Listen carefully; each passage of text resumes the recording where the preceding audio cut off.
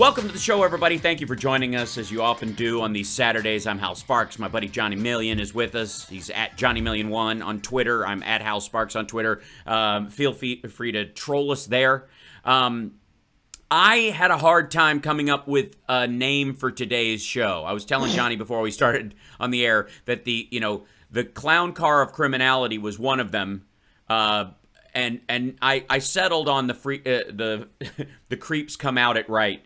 And but I mean, it just goes on and on. So today, obviously, a lot of news broke that in a normal universe would blow everything else out of the water news-wise. The Matt Gaetz revelations that Joel Greenberg, literally confessed in trying to get a pardon through Roger Stone that he and we'll get to that. That he and Matt Gaetz engaged in sexual relations with a minor. With children.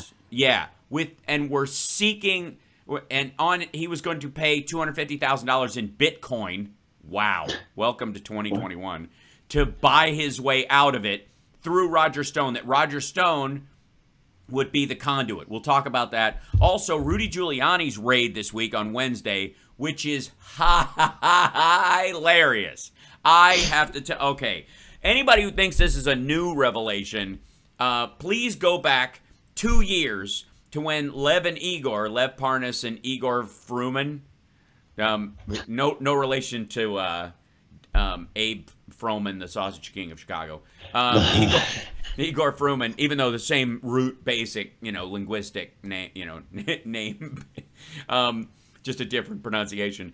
Igor and Lev started cooperating when they were arrested during the Trump administration for all kinds of, international shenanigans.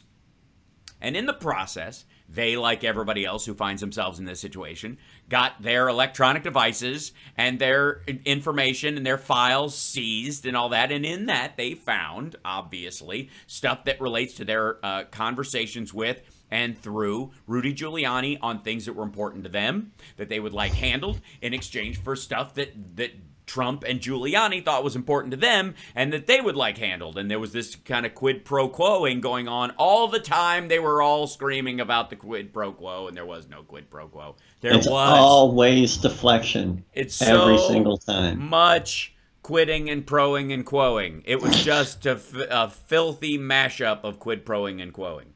It is amazing. And so, Wednesday morning at 6 a.m., the FBI, 7 FBI agents, quite professionally, knocked on the door of Rudy Giuliani and said, "We have a warrant. We need to seize your electronic devices, all your electronic devices that are communication devices." Let's be abundantly clear about that. Meaning, anything that hooks up to the internet and that is used to convey information. So your phones, your laptop, your iPad, and if you have a desktop computer, which he does not have, we're going to take that too, right? Rudy at one point says, "Why aren't you taking Hunter Biden's hard drive?" I told him, he said this on Tucker Carlson. I told him I had 3 copies. He had 3 Hunter Biden hard drives. Why do you have 3 copies of something? It's nuts. So, and thank you for the super chats, guys. I appreciate that. Welcome and good morning. So Rudy Giuliani has all of his devices seized after clearly a grand jury has been convened. They have looked at the evidence that was gathered when they arrested Lev and Igor, and they went, "Oh yeah, go get his stuff." And Rudy's defense is the only, and he said this, we went over it on my live stream yesterday. If anybody wants to check it out at infotainmentwars.com or nudesmax.com, if you want to go there, either one will take you there. That he said the only reason, this is amazing, the only reason that you get a search warrant for evidence is if, and this is Rudy Giuliani's reasoning, this is a man who used to run the office of SDNY or whatever, the U.S. AG office there, and was the DA for New York and went after the mob and used RICO allegedly to, to broom the mob out of New York, so the Russians and Chinese could move in. But never mind. What if that's...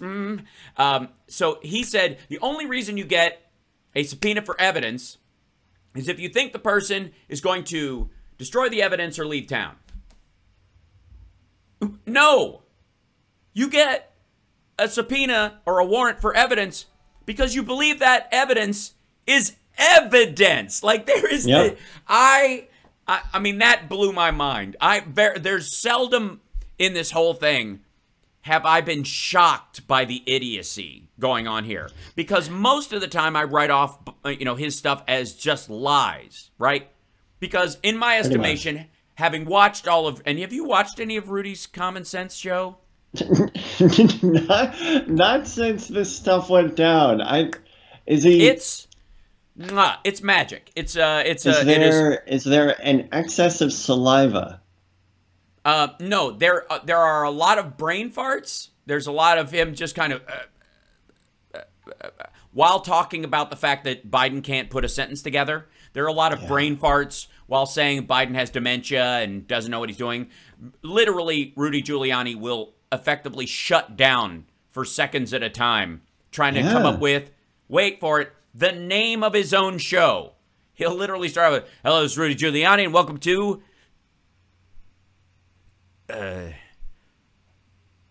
Rudy Giuliani's I can't really throw Common stones Sense. because when people ask me my age, I really hesitate, and that doesn't change. Yeah, but you're not doing a show at the time about your age. And you haven't prepped all day to do a show called Johnny Million is 51 or whatever. You know what I mean? Like, that's, if you're naming your show, John. Johnny Million. All right, well, that's my podcast now. Right, Johnny Million is 51. That's what I mean. If that was the name of your show, you wouldn't, would you forget it? Would it be would it be mentally deep sixed? Along with where are my keys and what did I come in this room for? No, it would not. So Rudy Giuliani, for those of you who don't know, this is, let's see. Yeah, maybe some people don't know what happened. Yeah, so Rudy Giuliani, over the course of the last couple of years, at the behest of Donald Trump, and the success of the Hillary email scandal that turned out to be nothing. And if you don't believe me, ask William Barr, because he's the one who oversaw the rest of the investigation and shut it down with a whimper, not a bang, at the about a year ago. There is no there. There was no there. The 30,000 emails that were never spoken of. There's no such thing as an email that disappears. There's no version of reality. And I don't know why I have to explain this to people, where an email only exists in one place. What are you talking about? And there is also no situation where, when it comes to national security or government email accounts or persons working in and for the government with security clearances, that the government doesn't have a proactive ability to subpoena the accounts of the people those people might be sending emails to. So whatever Hillary's server fantasy they wanted to build up, the only purpose of a server is to route documents or store documents. That's it. The server has hard drives hooked up to it, which store copies of stuff in case the power goes out, and they also bounce stuff through. That's why they're a server. That's where the name is rooted in. You know what I mean? Okay, so I can't believe that these idiots always thought they bleach bitted and destroyed 30,000 emails. No emails, and nobody knows this better than Donald Trump. It's why he doesn't use email. Donald Trump has, for years, since email came out, been completely paranoid and only sends stuff... With good reason. Yeah, only sends stuff through email that he is either fine with being discovered or hopes will be discovered to counteract the stuff he wrote on paper. So what you do is write, never do anything illegal. CC everyone in an email. And then write on a piece of paper, do this illegal thing for me, would you? And and then tear this note up when you're done. Carter Page. Anyways, so point is that over the last, that whole thing fell apart. But it was incredibly successful. It worked. It diminished the vote for Hillary in key areas. The Oh, entire, like, she's a crook, she's involved in this, the 30,000 emails, where are the servers? Russia, if you're listening, if you can find the 30,000 emails, you don't need Russia to find them. The DOJ and the DOD and the State Department have access to everything, always. It's silly. So, I especially really didn't think it would work. and it did, and they were looking for another bite at the apple. So the interesting thing is, and I guess it's because we live in a society where everything is a reboot. Like, seriously, are there no original ideas? And so what Trump decided to do with the help of Igor, Lev, and Rudy, which just, when is that? Please, Netflix, please let me play Rudy Giuliani in a big kind of bloviated Cheney suit like the one that like Christian Bale wore. With Lev and Igor. I want to play all or just three like Jiminy Glick. Like, why hold back? Totally. I want to play all three of them like a Clumps movie. I would just, oh, God. Just the Borat level sex scenes would be horrifying. So anyways, the three of those guys, Trump decided these guys are uniquely capable, and therefore I will send them marching across the earth to get me another one of those. Literally, like it's a fish delight or some, or another slice of chocolate cake. Get me another email scandal. Get me another computer. I don't have any emails. They have emails. Let's use their stuff against them. I mean, you can see the roots of the paranoia that Trump has in what he uses to attack everyone else and why he thinks everybody's a crook because I'm a crook.